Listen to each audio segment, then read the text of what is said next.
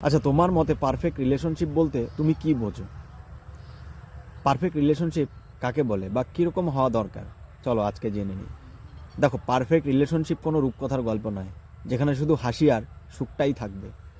Perfect relationship হলো বাস্তব জীবন, যেখানে কষ্ট আছে, অভিমানও আছে, তবু একে অপরকে আঁকড়ে ধরে থাকার শক্তি অনেক বেশি থাকে। যেখানে দুজন মানুষ একে অপরকে বদলাতে চায় না, বরং সময় নিয়ে বোঝার চেষ্টা করে। এখানে ঝগড়া হয় কিন্তু অপমান করা হয় না, রাগ হয় কিন্তু সম্মান কেউ হারায় না। ভালোবাসা মানে শুধু ভালো সময়ে পাশে থাকা নয়, ভালোবাসা মানে খারাপ সময়েও হাতটা শক্ত করে ধরে রাখা। যেখানে সন্দেহ নয়, বিশ্বাস বড় হয়। যেখানে ভুল হলে দোষ চাপানো নয়, বরং বলা হয়, চলো আমরা একসাথে ঠিক করে নেই সব কিছু।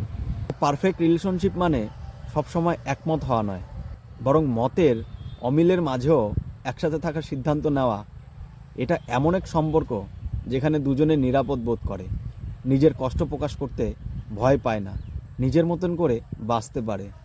সবাই নিখুঁত নয়, কিন্তু দুজনের চেষ্টা আর ধৈর্য একটা সম্পর্ককে নিখুঁত করে তোলে।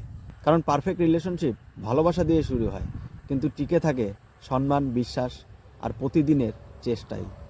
তাই দুজনে দুজনকে সম্মান করো এবং ভালোবাসো, তাহলেই দেখবে পারফেক্ট রিলেশনশিপের মধ্যে তোমরাও রয়েছো।